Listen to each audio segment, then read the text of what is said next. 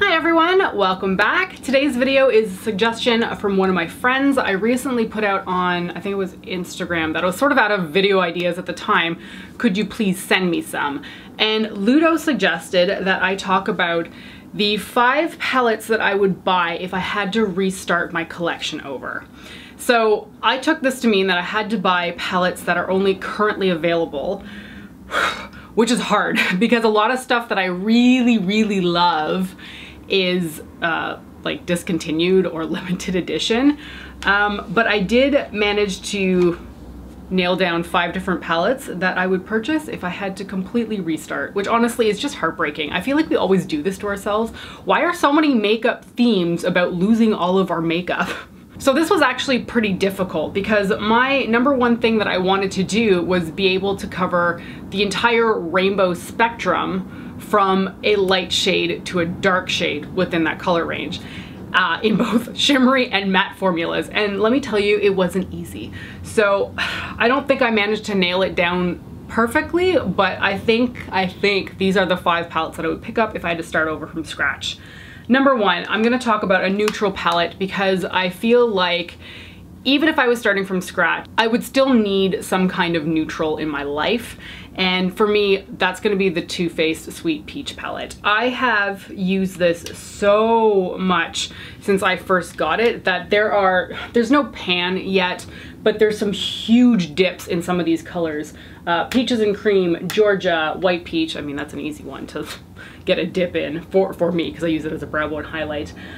Summer Yum, Puree, Candied Peach, and even Luscious and Nectar have massive dips in them, so I know I've gotten a lot of love and use out of this palette.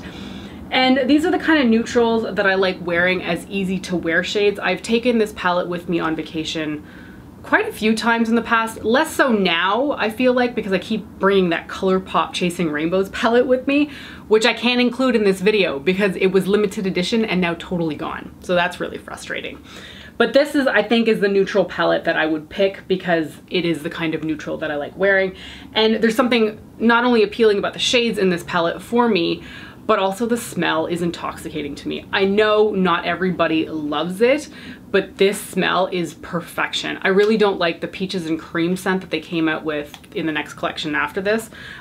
For me, it's the Sweet Peach scent that is the most appealing. So I've loved this palette so much since launch, so I honestly hemmed and hawed about whether or not I should include it in this because maybe there would have been a better option, but I've just used it so consistently that I felt like if I didn't include it, it was kind of silly. So I would definitely, I think, pick up the Sweet Peach palette if I had to start over from scratch. So that's kind of a neutral palette that I would include because it's got like my champagne color, it's got my brow bone highlight shades, it's got like my transition colors that I consistently reach for.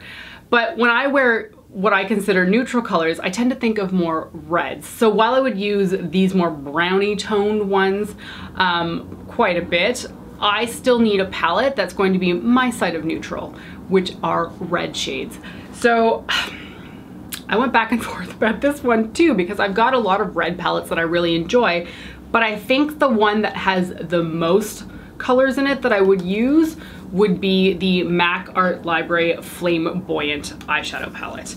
And this is beautiful and has a huge array of reds in here.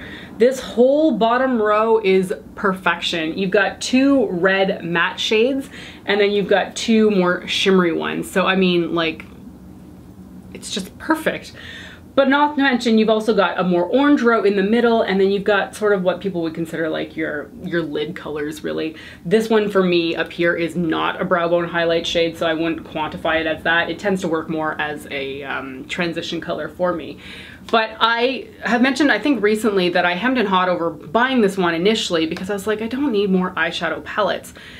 But in hindsight, this is one of the best ones that I own. I really like the consistency of the shadows in here. The colors are right up my alley, and this is my kind of neutral palette. So while I would be using this a lot for my brown toned neutrals, I guess you could say, this is my actual kind of favorite neutral type palette. And I know that term maybe doesn't make a whole lot of sense when I say neutral palette for this, but this is kind of like my workhorse type eyeshadows. Like most people, I think I can safely assume that most people wear brown eyeshadows consistently and consider that their neutral look. For me, reds and these kinds of browns are my neutral look.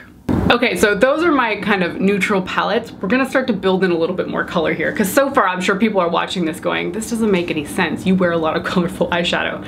Yes, but I do need a wide variety of colors in order to be happy if I was starting over from scratch. Okay, so the next palette has more red, but starts to lean into colors, and it is the Fenty Beauty Moroccan Spice eyeshadow palette. When I first got this last year, it was sent to me from PR, I was initially a little bit skeptical about the colors in here because they just don't look like something that would go together. I was interested in the overall aesthetic of the palette because it is laid out beautifully, but I didn't think the colors were truly gonna work together. However, I can eat my words because I love this thing so much, and it's really nice to me that I've got more selection of red, orange, warm tones over here that are all matte, so that makes me really happy. But I've also got some plain colors for the lid, like more champagnes and golds and kind of like this old gold color over here. But what makes this palette so special to me is the fact that it's got these cool tones over on this side. This turquoise, it's shimmery, it is gorgeous on the lids. You put that all over the lid, whack this darker blue in the outer corner, and it is a stunning look. Also, this white shade up here looks just plain white, I realize, in the camera, but it's got a little bit of a pink shift to it, so it's a really fun color to put on the inner corner of your eye. So I really like this whole palette, really. I just love that there's so much warm tones over on the side, but then there's like shots of blue in here that really work. Plus there's a matte gray, and a matte gray can be one of the best colors to put through your transition area when you don't want to use like a warm toned eyeshadow, which I do like, but sometimes I just want something a little bit cooler, and this gray can go on very lightly and work in that area, or you can build it up and make it a little bit deeper or put it on the lid. I mean, do what you want with it, but it's fun to have that option because nothing else I have to mention in this video has a gray tone like that. So this is a fantastic palette, and it's one of my favorite items that I've ever been sent by PR. I think I mentioned it maybe about a year ago that I was actually mad that I got this in PR because it's so good that I wish I had just initially purchased it when it first came out, because I think I got it a few months after launch, but it's a really good palette. Okay, so the last two palettes are truly colorful palettes. I mean, I needed those other ones to have in my collection if I was starting over from scratch, because I do wear neutral colors, but if I don't wear colorful eyeshadows, I don't know what it is. I get so bored. I feel deflated. I feel like not myself. So I had to include palettes that were going to cover basically the entire rainbow spectrum. But that's very difficult to do because there's not a lot of palettes on the market that cover a rainbow spectrum in a variety of shades, because I don't just want a straight rainbow palette because that's hard to work with. I want more variety in terms of finish and color shades. So the two that I've chosen that I think would work the best for me in terms of color spectrum are the Violet Voss hashtag palette, and oh, they're both Violet Voss. I didn't even realize that when I was putting this together, and the Violet Voss Sugar Crystals palette. Now, I've talked about the hashtag palette quite a bit. It's one of my favorite purchases. I got it, I think, about a year and a half ago, and it's just stunning. It's stunning. I've talked about this so much that people are probably gonna think I'm just regurgitating the same stuff over and over again, but it is nice to have this entirely matte row of neutral tones at the top. You've got your black, which is great to have. You've got your brow bone highlight shade for my skin tone anyway, and then you've got a bit of transition colors and some browns in there as well. Moving on from the neutral side of things, I then get an entire row of purple colors in a variety of finishes. You've got some matte shades down here, you've got more of a satin type one, and some shimmers. And they're like all purple, but they're all like different varying shades of purple, which is so nice to have. Same thing can be said of this orange to more cranberry tone. Beautiful, so beautiful. And then this yellow gold to, it's more of a, it's like a chocolatey orange kind of color at the end with a more copper tone. I mean, this palette is freaking glorious, and I can't rave about it enough. And every time I put together a look with it, I'm just pleased. So this is one of the ones that I would recommend the most to you if you're interested in playing with color, just because it can lean neutral if you want it to, but there is so much fun with the colors in here to be had. And by the way, these will work so well with the red colors that I mentioned in the other palettes, because you've already got like that orange and that yellow, and even the purples down here will work out gloriously with those red tones. And then of course I can't not mention the Sugar Crystals palette. This is such a knockout palette. Now the overall color range in here does tend to be bright, but on the paler side of things.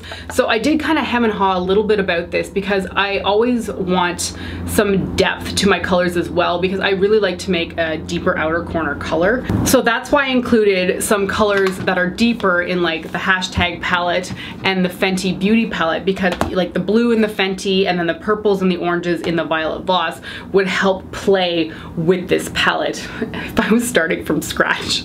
So this palette, what else can I say about it other than that it's perfect? So this palette is obviously a rainbow palette with the exception of a red, because I mean this is a pink row, it's not a red row, but I've already worked through my red, so I'm very happy in that respect. So the reason that this palette is so wonderful is the fact that I'm again getting an entire row of matte shades at the top, but then I'm getting varying tones of that same color in different finishes. I'm getting duochrome looks, I'm getting this ivory reflect off of this bottom row. This middle row is, oh, it is so pretty. Put any of those colors on the lid and it's just absolutely stunning. So I like that this palette can work on its own, but I can also pull in a deeper blue from here, some deeper purples from here, and get a more cohesive overall eye look. Don't get me wrong, I play with this thing on its own all the time, but I do like to deepen up the outer corner of my eye, so I do feel like these other palettes that I've included would work very well with this one. So those are the 5 eyeshadow palettes that I believe I would pick up if I had to start over my palette collection from scratch. These are all currently available and they're really lovely. I think they would all really work well together too, so that makes me happy, because I don't just stick to one eyeshadow palette generally when I'm doing my eyeshadow, and I feel like there's a cohesive thread for me anyway amongst these. Alright, that's gonna be it for this video. Thank you so much to Ludo for sending in the video idea. I very much appreciate it. I hope you found this interesting, and I will see you next time. Bye!